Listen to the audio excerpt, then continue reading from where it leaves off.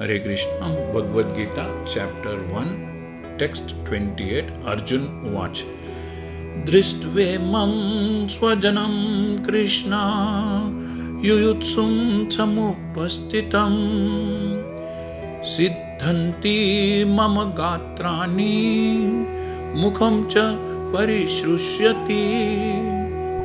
अर्जुन ने कहा, हे कृष्ण, इस प्रकार युद्ध की इच्छा रखने वाले अपने मित्रों तथा संबंधियों को अपने समक्ष उपस्थित देखकर मेरे शरीर के अंग कांप रहे हैं और मेरा मुंह सूखा जा रहा है। Arjuna said, My dear Krishna, seeing my friends and relatives present before me in such a fighting spirit, all the parts of my body are shivering and my mouth is drying up.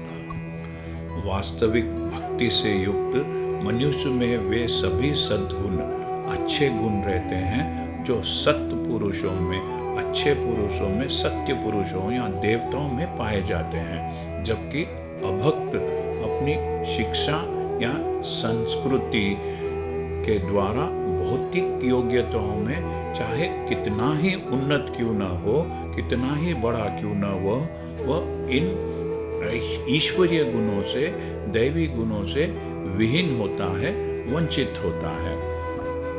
Any man who has genuine devotion to the Lord has all the good qualities which are found in godly persons or in the demigods, whereas the non-devotee, however advanced he may be in material qualifications by education and culture, lacks in godly qualities.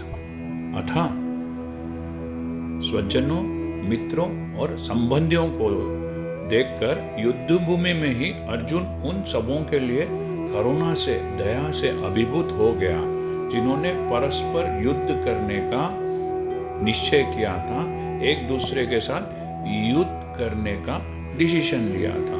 जहाँ तक उसके अपने सैनिकों का संबंध था, वह उनके प्रति प्रारंभ से ही, शुरुआत से ही दयालु था, किंतु विपक्षी दल के सैनिकों को होने वाली मृत्यु को भी देखकर वह उन पर भी दया भाव का अनुभव कर रहा था। और जब वह इस प्रकार सोच रहा था तो उसके अंगों में कंपन होने लगा और मुंह सूख गया। Thinking so, the limbs of his body began to shiver and his mouth became dry. उन सभी को युद्ध के लिए इतना बेचैन देखकर उसे आश्चर्य भी हुआ। Arjuna was more or less astonished to see their fighting spirit. लगभग सारा कुटुंब, सारा परिवार और अर्जुन के सगे संबंधी उससे युद्ध करने आए थे। हालांकि इस बात का उल्लेख नहीं है, जिक्र कहीं भी नहीं है, किंतु तब भी सहज अनुमान लगाया जा सकता है, इजीली गेस किया जा सकता है कि न केवल उसके अंग कांप रहे थे और मुंह सूख रहा था, बल्कि वह दयावश रुदन भी कर रहा था, रो भी रहा था। Although it is not mentioned here, still one can easily imagine that not only were Arjuna's bodily limbs were quivering and his mouth drying up, but that he was also crying out of compassion. Arjun में ऐसे लक्षण, उसकी ऐसी दशा किसी दुर्बलता के कारण, किसी भय या डर के कारण नहीं, बल्कि हृदय की कोमलता के कारण थी, जो भगवान के शुद्ध भक्त का एक लक्षण है। Such symptoms in Arjuna were not due to weakness, but due to his soft-heartedness, a characteristic of a pure devotee of the Lord.